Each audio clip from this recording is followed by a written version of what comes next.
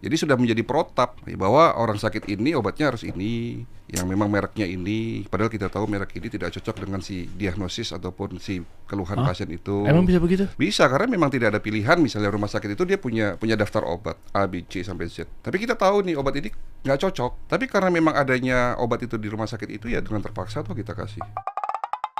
Kita kasih solusi. Ini dokter favorit saya, Dok Cai. Cie favorit. Iya dong, saya sama istri. Mas Dery atau Bang Dery atau Dery aja? Dery aja, Dok. Nggak pakai aja, Dery. Dery. Ini happy banget lihat konten-kontennya apa segala macamnya. Kayaknya seru sekali dengan pembahasan mengenai peperangan antara medis sama tradisional, Dok. Cie perang. Jadi sebenarnya Anda di mana posisinya? Holistik nanti kita bahas ya, Dok ya. Sebentar, Anda masih ada apa izin di dokter apa namanya? SIP. SIP. Anda ada SIP-nya nggak sih? Sudah nggak dilanjutin. Sama siapa? Memang saya sendiri nggak melanjutkan untuk STR maupun SIP. Kita bahas deh. Klarifikasi ya. Berarti kalau sekarang ID Ikatan Dokter Indonesia. Kalau Ikatan Dokter Indonesia, saya sebagai anggota ID ya pasti yang namanya dokter itu otomatis menjadi anggota ID. Oke. Ya kan. Namun untuk berpraktek menjadi seorang dokter medis itu kan harus ada rekomendasi dari ID untuk melanjutkan STR ataupun SIP-nya. Kalau nggak ada lanjutan SIP atau STR-nya, Ya tidak boleh berpraktek sebagai dokter medis di rumah sakit atau di klinik medis. otomatis dikeluarkan dari ID. Oh enggak enggak. dikeluarkan dari ID. Oh, saya nanya, Itu kan hanya naungan. Ikatan Dokter Indonesia itu ya hanya ikatan, hanya sebuah ikatan dokter, asosiasi. Apa sih istilahnya? Iya, Gitu, asosiasi lah, asosiasi atau kan. komunitas, apalah organisasi lah ya. Organisasi gitu kan. Soalnya agak takut kalau bawa-bawa istilah ID. Yang ntar justru saya kan harus dicari-cari. melindungi dokter. Mengarahkan dokter di jalan yang benar. ID, saya bukan Jerings loh. Gitu. Oke, Dok. Sebenarnya masih banyak fenomenal yang mau kita bahas ya.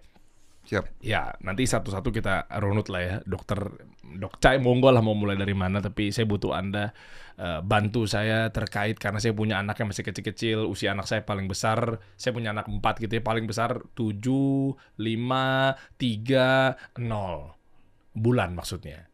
Masih masih di dalam kandungan. Enggak, 4 bulan. Oh, 4 bulan. 0 tahun. 0 4 bulan. tahun. Ya artinya kan ini kan rentan sekali ya. Karena angka diabetes sekarang lagi yang saya lihat kok jadi kayak balita gitu loh. Yes. Bukan orang-orang tua gitu loh. Ya bukan orang-orang yang udah dewasa. Diabetes tuh udah umur 5 tahun kena diabetes. Angkanya gede-gede banget. Kok saya jadi mikir, maksudnya apakah semua yang ada di minimarket tuh gak usah kita beliin apa gimana sih? Coklat-coklat, permen-permen, lollipop gitu. Kadang juga kesian tapi iya gimana batasan. Sampai di titik yang namanya pengobatan holistik. Ya. Ya ini juga masih menjadi polemik gitu loh.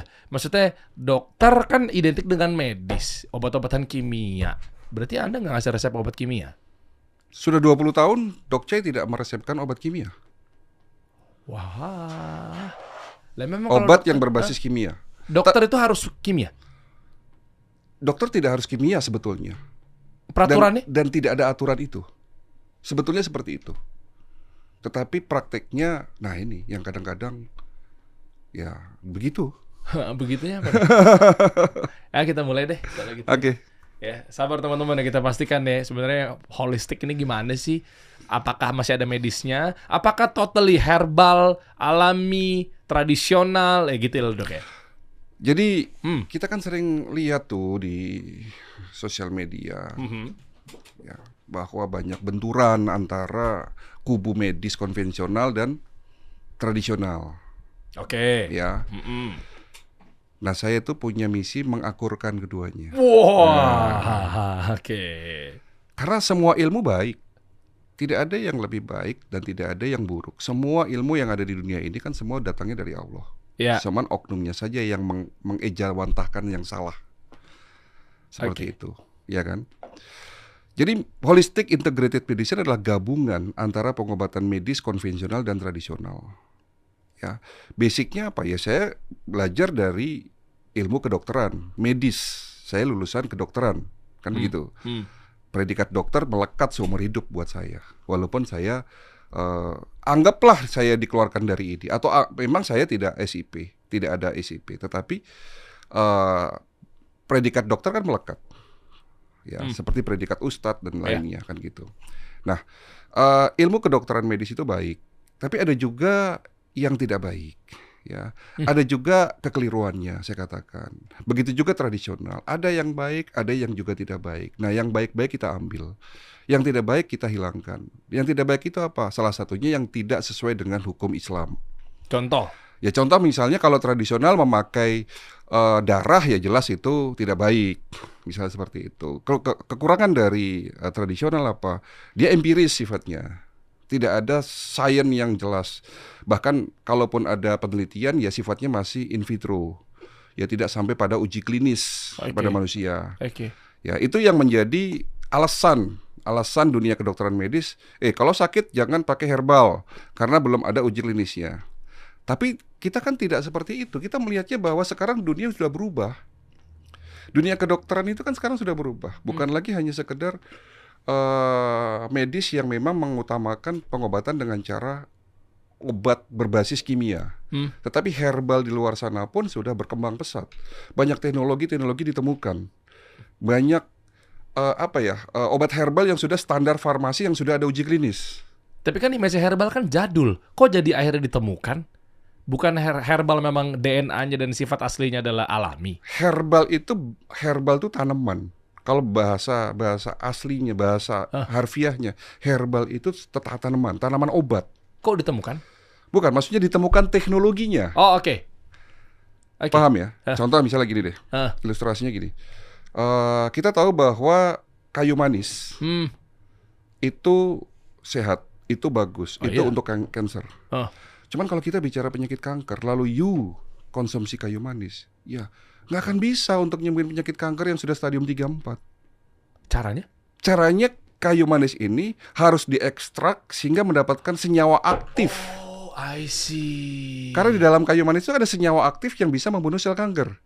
Tapi dengan dosis yang tradisional, yang hanya sekedar rebus-rebusan, itu tidak bisa untuk membunuh sel kanker. Karena apa? Kanker itu ibarat penjahat yang harus kita tangkap. Penjahatnya di Jakarta, hampir sampai di Cengkareng. Kita baru di sini nih. Kalau kita nangkep penjahatnya pakai motor atau mobil yang macet, ya nggak akan ketangkep. Udah pindah negara dia tuh, udah kabur. Kalau sudah bye-bye, artinya kankernya sudah metastasis ke otak, ya selesai. Kalau traditional medicine seperti itu. Tapi kalau herbal dengan konsep holistik, memang dia teknologi tinggi, high teknologi. Yang diambil bukan whole herbal, tapi senyawa aktifnya. Ya, ada salah satu perusahaan herbal dari Spanyol yang dulu pernah datengin ke saya. Dia mengatakan bahwa ini herbal, ya ini suplemen, ini nutraceutical yang bisa menyembuhkan penyakit kanker. Lalu saya tanya, buktinya apa? Tentunya mereka menampilkan ke saya uji klinis selama 18 tahun. Hasil riset yang begitu panjang. Ya, saya tanya dong, isinya apa? Kayu manis dan green tea. Saya senyum. Apa bisa kayu manis dan green tea menyembuhkan kanker stadium 3 dan 4? Kalau hanya sekedar preventif, oke. Minum kayu manis, green tea bisa mencegah penyakit kanker. Tapi kalau sudah kanker, apa bisa? Ternyata dari hasil uji klinis itu bukan kayu manisnya yang ditampilkan, tetapi teknologinya. Mereka punya teknologi biomolecular activation. Senyawa aktif yang ada di kayu manis itu dikuatkan 1000 kali lipat. Kekuatan untuk membunuh sel kanker. Jadi sampai ke tahapan itu sekarang herbal yang kita maksud. Jadi kalau di luar sana dokter mengatakan jangan minum herbal, tidak bisa menyembuhkan. Nanti dulu, nggak jauh mainnya. Wah, ini dipotong TikTok cakep nih. Ya, udah potong di situ aja tuh. Reaktif deh langsung kan para gitu. dokter. Nah, kenapa akhirnya para dokter-dokter tetap menggunakan kacamata kudanya dia? Ketika, maaf, izin, kan dokter kan kuliahnya lebih tinggi dibanding kami. Kan dokter kuliahnya lebih banyak dibanding kami. Dan isinya tuh kan juga pasti kan maju lah. Kenapa? Sebetulnya karena komersial? Tidak tahu. Bukan, saya nggak sampai ke situ lah. Tidak tahu dan tidak mau berbuka hati, tidak mau out of the box lah istilahnya.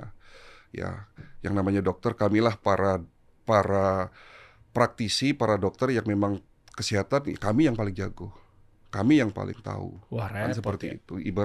ini gelas. Hmm. Ya, kalau saya ngasih Mas Dery minuman, tapi gelasnya Mas Dery ditutup, kira-kira bisa ngerasain apa yang saya kasih nggak? Iya nggak bisa dong kan, Nggak bisa, dia kan? keluar Nggak nggak keluar. masuk. Nah, itulah kebanyakan dokter-dokter di Indonesia. Dia tidak mau menerima ilmu-ilmu dari luar. Dok, makanya kosongin dulu gelasnya. Iya.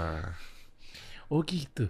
Tapi kalau dibalik gimana, Dok Cai? Angle-nya, contoh, apakah memang ada peraturannya bahwa seorang dokter harus medis dan kimia? Entah itu mungkin datang Harus dari medis dan kimia. kimia.